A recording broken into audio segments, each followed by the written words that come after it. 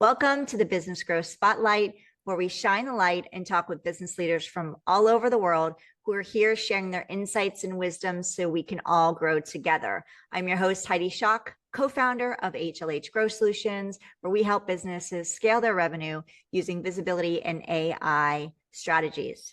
I'm excited to talk with my guest today. We've just been chatting a little bit about the scenes as we're behind the scenes. As we're recording this, we're just moving into the new year. So this is going to be an exciting conversation on what's to come, which I think many of us at this time are thinking about. So welcome, Maura Mitchell, to the podcast. Thank you so much. It's a pleasure to be here. I'm so excited. I love talking about what I do. It's my passion.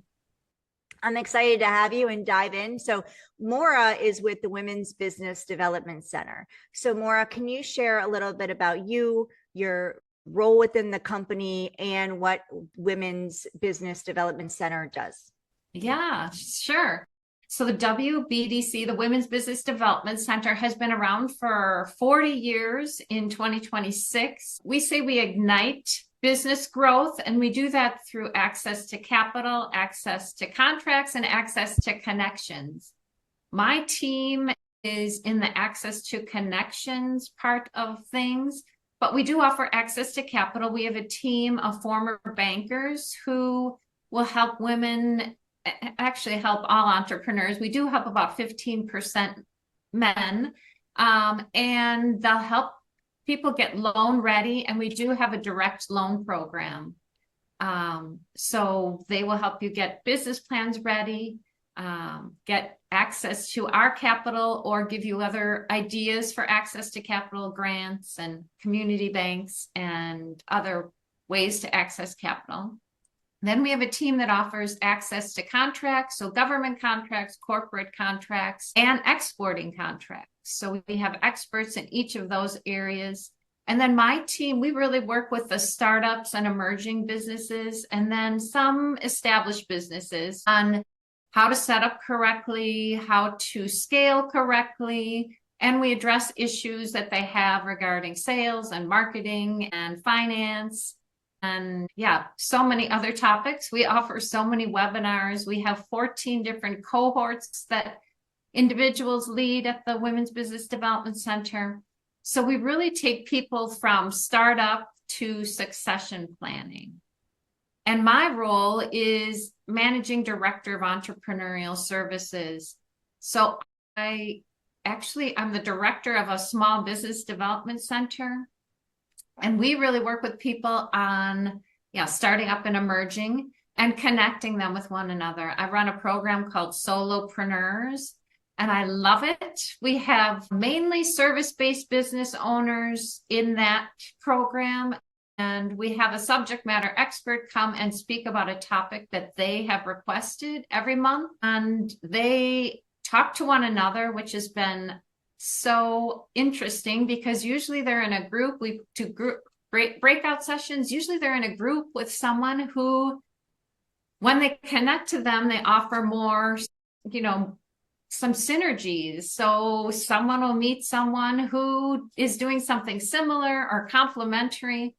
So that's really fun. And then I offer Plan for Profit, which is really taking a person from an idea and realizing that, okay, my mom likes my idea, my friends like my idea, but really, is it desirable in the marketplace? So we use Plan for Profit to get people to reach outside their comfort zone and ask other people about their idea, about the problem they're solving, and really determine if it's desirable in the marketplace. So sometimes they find out that, there's not enough interest here, but they can pivot and maybe find some interest in another way or pick up another idea.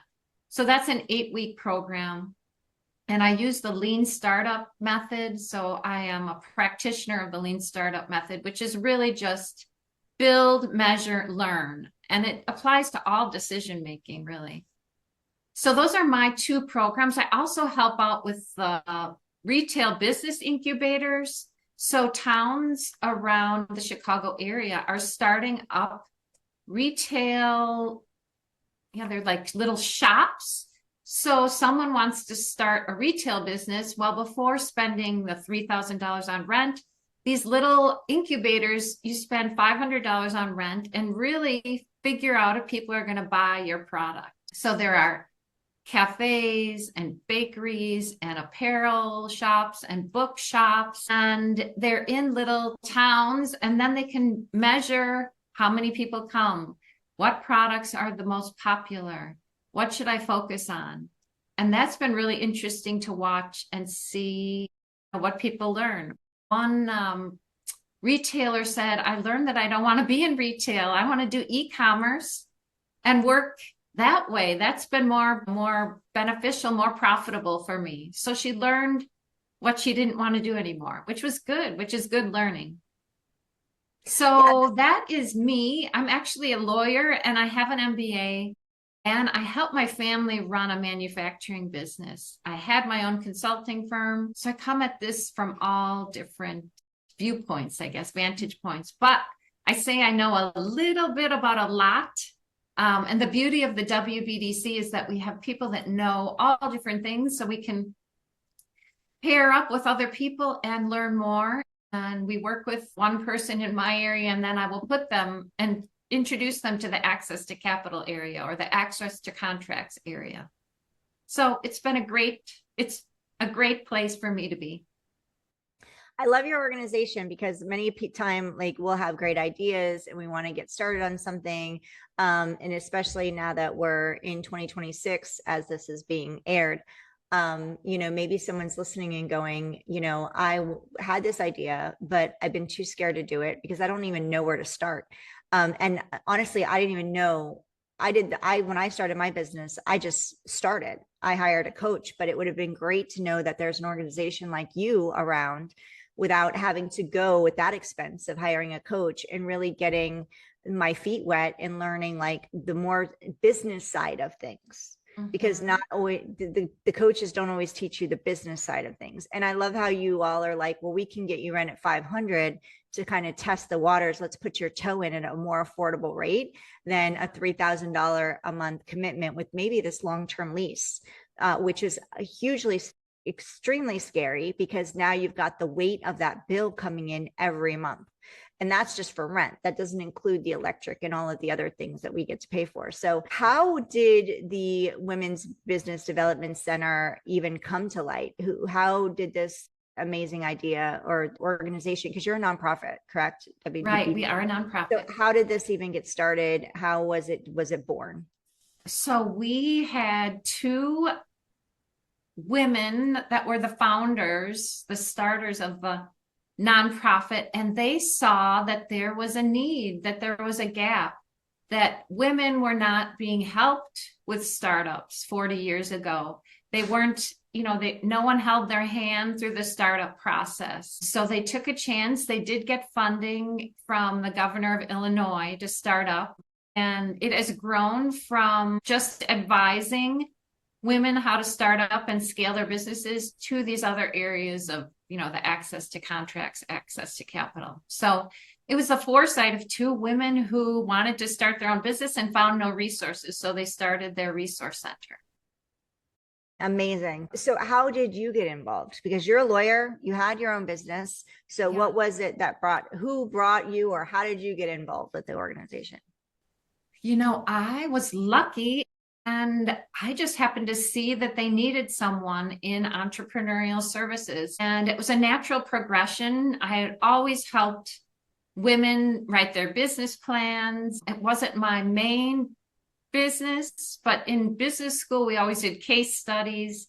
And then I would help women with there was a music school in Houston, Texas, when I lived there. Then I helped them set up. There were women that wanted to learn Excel, so I helped them. I've always been a teacher. And so the needs actually fit what I wanted to provide. So I've been blessed. Amazing. So you've had some loss in the last couple of years. We talked a little bit about that behind the scenes of your husband. So how did losing your husband change the way you show up as an advisor to women entrepreneurs? Oh, that's a good question. I was just working on my LinkedIn profile and I try to incorporate both. And what I've really found is that my heart has been opened up. And in each advising session, I will not only talk about the business, but we start talking about some of the personal things. I actually ask people, what does success mean to you when they're starting a business? Is it work-life balance? Is it I want to reach a revenue goal? I also ask them what brings them joy. And these questions make the advising session much warmer because it's not only business that a person's interested in, it's a whole life approach. So when we start addressing some of their personal lives, if they'll share, I'm not digging, it just leads to a more satisfactory session. And I act as an accountability partner. So I will hold their hands through this, like I spoke about before. So we will set goals and set achievable goals and meet again in 3 to 6 weeks and talk about progress on the goals and then move forward. So really, my grief has opened me up. It's been an awakening. I've been sad, but I also am joyful because I have another day. So I use that joy in my sessions. Oh, I love that so much. And it's really important. And I agree with you that it's important to know what's going on in our lives and how we want our business to fit in there.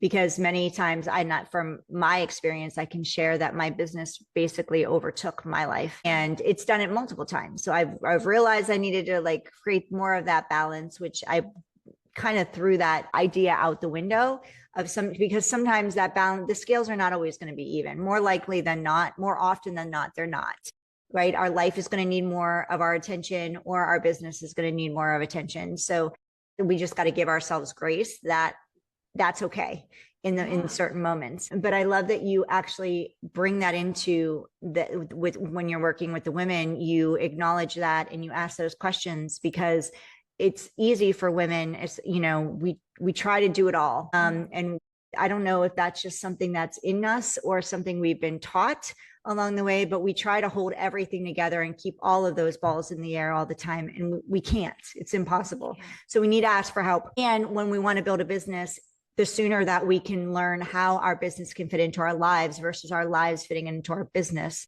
the better, more successful, quote unquote, we're going to be in all areas, because we're going to have that healthy, happy family life and also that healthy, happy business. And so, so I'm really, really glad that you talk with them about that. And so what do you see differently now in the women you advise, especially those navigating their own transitions or possibly their own losses? Yeah, so in my sessions, people will cry. And I am not a therapist, but if I just sit with them and give them space to air their feelings, to say that I'm grieving, or say that I'm confused, or say that I'm stuck. When you're honest, we can just come up with the next step. It might just be one tiny thing. Maybe it's going out and talking to 5 people.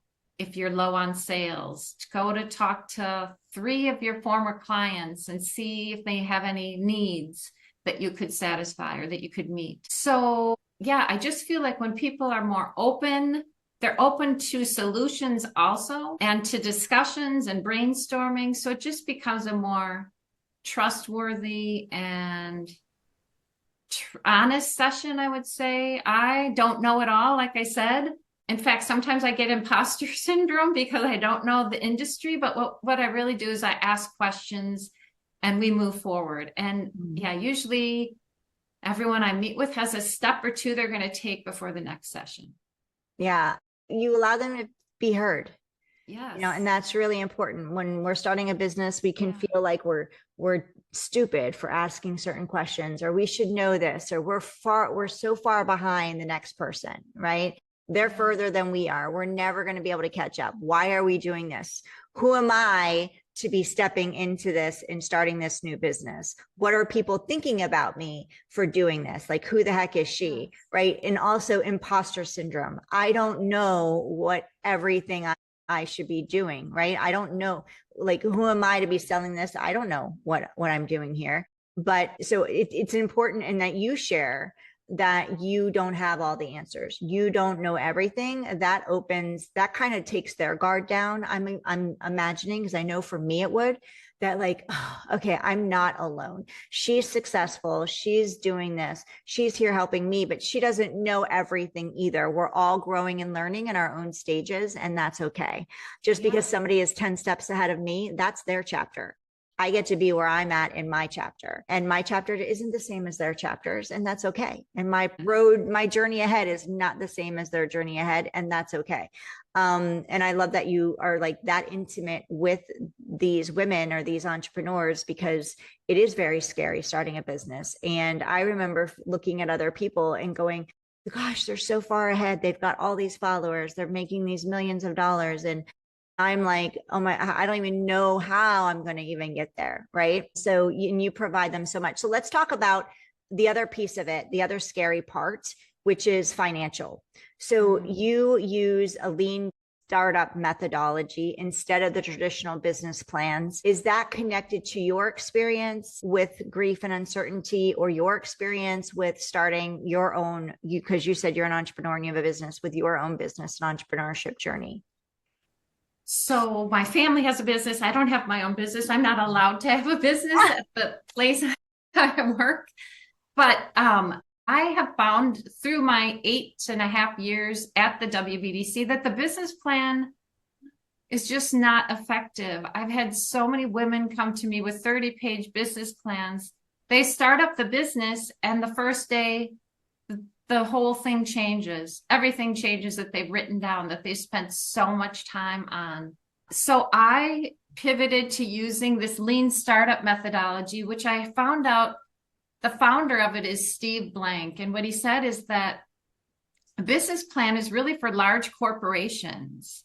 The business model canvas is for startups, because when you're starting up, everything that you think about, everything that you write down is an assumption until you test it. So you start with beliefs and you say, I believe the market will like my wellness coaching that I do.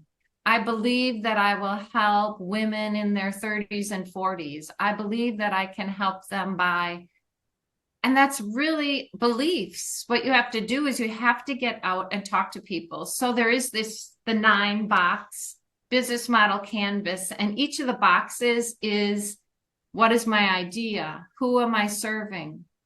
How will I serve them? What revenue will I get? What costs will I have? Who will help me do it? What marketing channels will I use? What resources do I have? And how will I reach my people?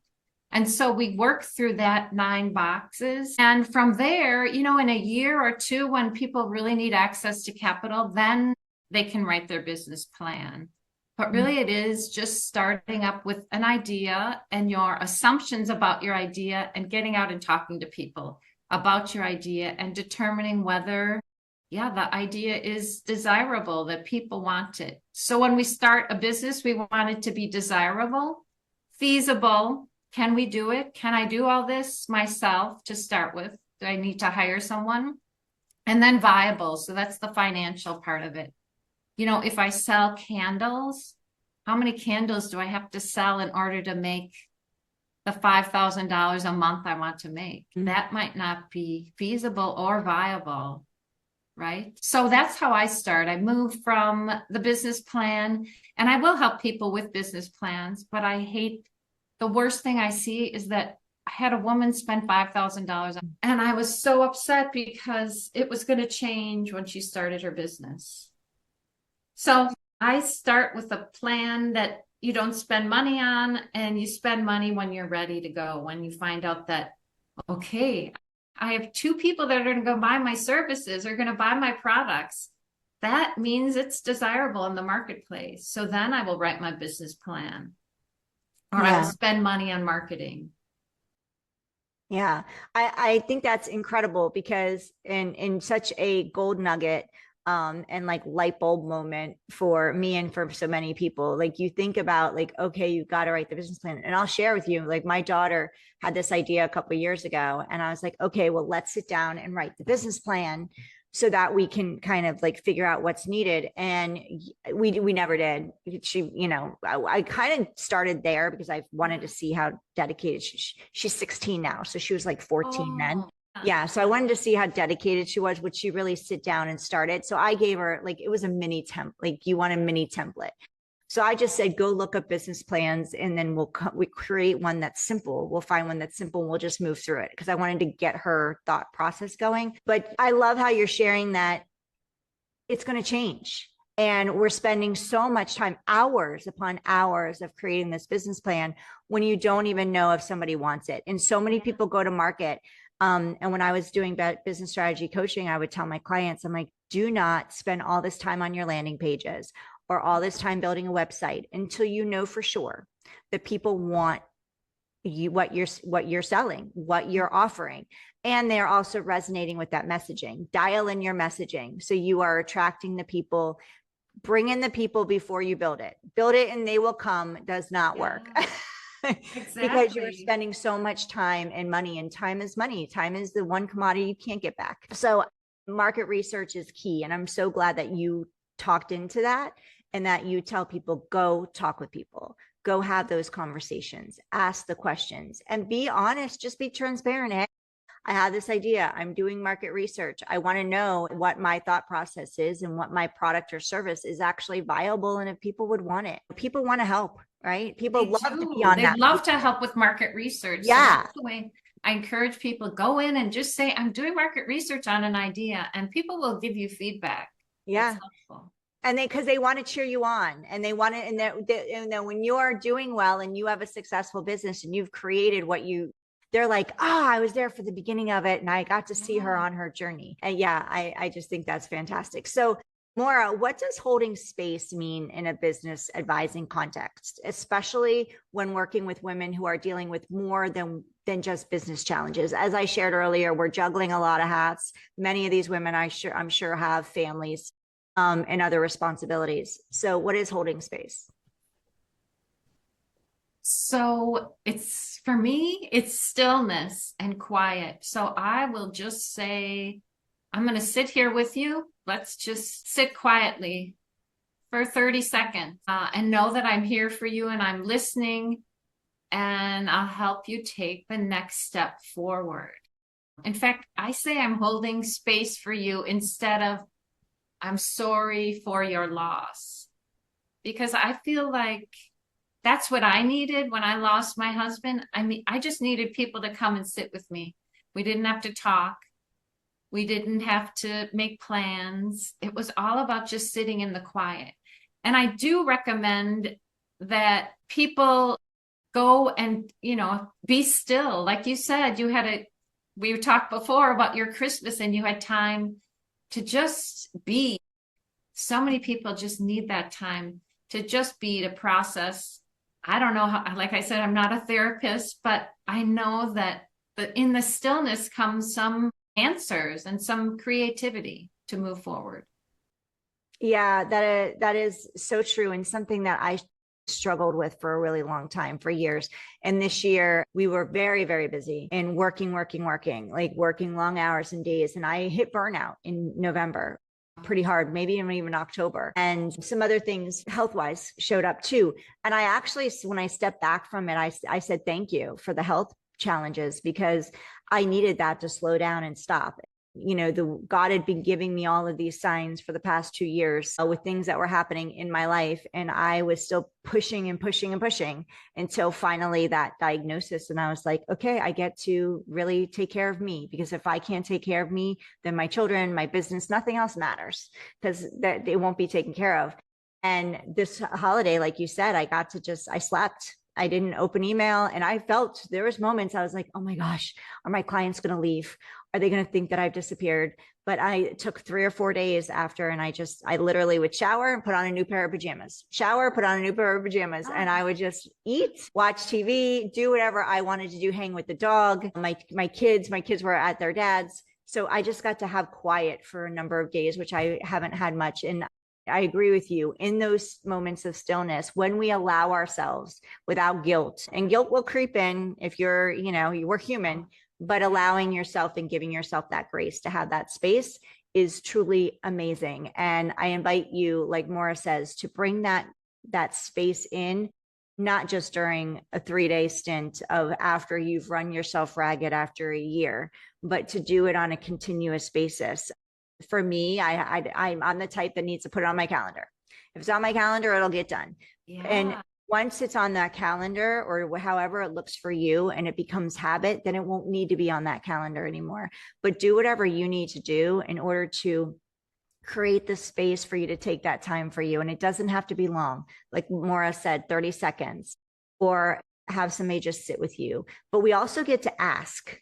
That's important too, is that we're asking. We don't talk about this enough on this podcast because it's very business growth related, but part of business growth is creating that space, right, Maura? Because we need that space to bring in the clarity. That's when we get the downloads.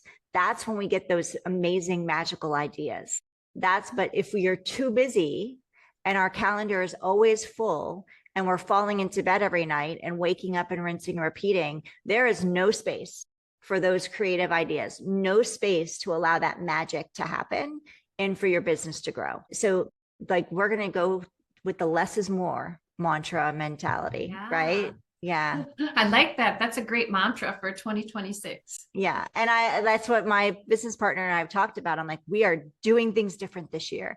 We get to not work so hard. Yes, we get to serve amazingly, and our clients get to be beyond happy, and we will do everything we can to make that happen. And we get to put systems in place and do things and provide services that don't take up, that we're not having to execute all the time to make happen. Finding that ease and flow is key. So Maura, what would you say to advisors or coaches who worry that bringing their own loss or grief into their work is unprofessional? Like, work is for work, personal is for personal. Yeah, I guess I see that on LinkedIn. I just have to be vulnerable. I feel like it opens up things like we talked about in the advising session. It warms up the room, and it helps people to trust you when you're coaching them. If they know, oh, she's gone through something similar to what I'm going through, or yeah, she knows what loss is like. I think it helps in a coaching session. Maybe some people don't understand it, but that's not who I relate to. I'm kind of, I don't know, anti-hustle culture, because like you said, the downloads come in the quiet. Mine come when I'm out walking my dog. But yeah, I need to open up. This is just recent, though. I mean, 2 years of doing this, actually probably the last year, I just realized that it made me enjoy the session more. And when I'm enjoying it more, then my client usually is enjoying it more. Yeah. And there's so much, as you said, hustle culture out there. There's a lot of messaging out there, especially on social, around switching the hustle culture. But at the end of the day, those people talking about changing the hustle culture are the ones you always see hustling. Or I feel like I'm always seeing them out there hustling. So by you sharing your journey and your story, it allows people, like you said, to connect and also open up and also trust you as a mentor and an advisor, that, hey, when they're going through something at home or something that they're handling, and then they're coming in and say, you're their accountability partner, like you said, you hold them accountable, and they're coming in for their session and they didn't get something done, and you're so rigid where you're like A, B, C, like 1 and 1 equals 2 has to be like this has to be done on time, or now we're so far behind, and you don't have that empathy and that consideration for, wait a minute, life happens, then they're going to come in nervous. They're going to come in scared, and that's not going to help them with their business. It's going to only hinder them. And then they're just going to continue that feeling in that roller coaster. Right. Yeah. Yeah. Yeah. So I think we just need to show, like, especially with the evolution of AI and how there's so much of that, we need to make sure that we're keeping the humanness in the business and in our interactions, and that empathy is in the forefront and understanding. So the WBDC, Women's Business Development Center, how are you? Let's talk marketing a little bit, because this is a growth podcast. We want to talk about growth. You've been around 40 years. Something is happening. That's right. You're doing something right. So how are you getting in front of these business people who want to start businesses, but also you said it's not just for the startups. You also work with businesses who are already, in place, and they're in the scaling part of their journey. So how are they finding you? How are you putting yourselves out there and people getting to know who you're even available? So when I said we offer access to contracts, that's mainly for the established businesses. And it starts with the WBE certification, so Women Business Enterprise certification, which not all women need. But if you are helping corporations and they ask for whether or not you are certified as a 51% owned, operated, and managed women-owned business, then it makes sense to get WBE certified. And we offer help with that certification. And there are all different types of certifications. We offer one that is national, so it can be used by corporations all over the United States. And we offer it in the Midwest. And because we're part of a national team, there are different centers in each state that offer WBE certification. Women find us that way. Women also find us through the Small Business Administration, because we do receive funding from the government. So a lot of women are funneled into the WBDC from the SBA, or we have the Illinois Department of Commerce and Economic Opportunity, and they funnel us there. We also our performance metrics are to get out and do outreach. So we are in the communities. I will go to these retail incubators. I will go to a library and talk about starting your business in Illinois. I will offer webinars. We pair up with the American Marketing Association, Chicago's chapter, to offer marketing webinars once a quarter. So we find what the market needs, similar to a small business or any business, find out what the market needs. And that's how we find women and try to satisfy their needs and their wants around starting, scaling, or succession planning. Amazing. So what's next for you all? So the next 12 months, what are the goals for the WBDC? Because I know you talk with women about their goals. What are the WBDC's goals? Yes, so we're working on a new strategy. We have a new CEO, and our mission hasn't shifted, but we do serve all individuals. And because we have lost some funding because of the DEI initiatives not being as important under this administration. So we have to find more funding. So we are out there asking questions and listening to what women want. We're going to put more emphasis on our WBE certification and the women that receive those certifications. We're going to offer them more programming, because they are out, and we offer this assistance in a 9-state region. So we're going to figure out how we can serve these women. We just promoted a woman into Chief Programs Officer so that we can standardize our programs across all the different silos and offer what people need. And we are always looking for funding. So we are out in the marketplace listening to where there's funding for small businesses. And where would those places be that there's funding? Banks will often give us funding, because then we work in partnership with them to help women get access to capital.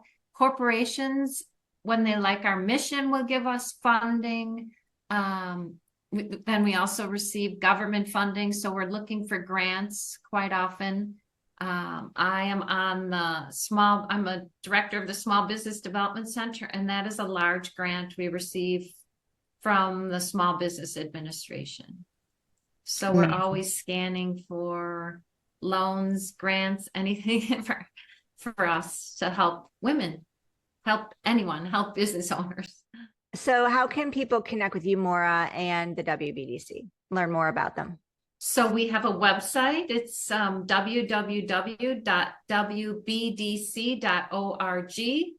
You will see all of our team members and all of our programming, all of our events. Even though you're not in Illinois, you can attend some of our webinars, and we have a lot of really great subject matter experts that are speaking. You'll see we have something weekly at least on our website. Email address is mitchell@wbdc.org. So MMITCHELL@wbdc.org. Perfect. And we're gonna have all of Maura's information, as well as the Women's Business Development Center information in the show notes. So if you missed anything, we've got you covered there. If you're watching us on YouTube, Maura and I say thank you. Leave a note for her below so she can see it. And please share this out with any women or men, because they're working with men too. So women or men who are either looking to grow a business, start a business, or who are scaling, if they're in the scaling mode, because they can help, the WBDC can help them with both sides of that coin. We need more people to be, to know that there's resources out there. I didn't really realize that there were these resources out there. And I'm telling you, from an entrepreneur standpoint and somebody who's been working business for 8 years, this is incredible. I would have saved a lot of money had I started this route versus the route of trying to figure it out on my own. They have not only the resources, but amazing humans who are there who want to help and want to see, you as an entrepreneur thrive and build your dream business, and also keep it in balance as well as that can be between everything else in your life. If you're listening to us on your favorite podcast platform, thank you. If you can and would like to, we'd love for you to hit that 5 stars. That allows the platform to push our podcast and this episode with Maura out to more people. So more women and men who want to start a business or who are in that scaling place can know that this resource is available to them. And they can, reach out right away. Maura, do you have anything before I let you go that you'd like to share or say that I didn't get to ask you or we didn't touch on today? No, I guess as we head into 2026, what is your word? I try not to do intentions because I don't keep them, but I have chosen my word for 2026 is becoming. So I am becoming more of who I am meant to be. So choose your word. I love that. Thank you so much. Yes, I love that word, becoming. I'm still figuring it. I'm still thinking of my word. I have a few, but I love becoming. And I think that's I'm sorry. You can use it. Yeah, well, it's a great word. And it's that's one of the words I'm stepping into, because like I shared with you at the beginning, we are doing things differently this year. Yeah. Boundaries is probably one of my big words for 2026. Yes. Boundaries. I don't know if that's my word, but that might be my word, because I'm a yeser and I get to learn to say no and be good with it. So boundaries might be, but becoming is one of those, becoming the next. Boundaries are part of becoming. I love boundaries. Yeah, it's a part of becoming. So I love this. It's a great way to end this. Please think of your word. What is your word? If you have not, by the time this episode airs, if you have not figured out what your word is or thought about it, please think about it. Set your intention, set your word, put it somewhere where it's visible every day. And that's how you start your day with your word and end your day with your word, and even check in with your word every so often throughout the day. And if you feel like you've created a word and you're hearing this now, you've leaned into your word and you're like, that word doesn't resonate with me. I thought it would, but it doesn't. Feel free to change it. It's okay. There's nothing wrong with updating your word. So this is your invitation from Maura and I to do that. So Maura's stepping into becoming. I'm stepping into boundaries, but I'm not 100% on that word, but that's where I'm going to leave it today. So thank you, Maura. This has been an amazing conversation. Thank you for your time.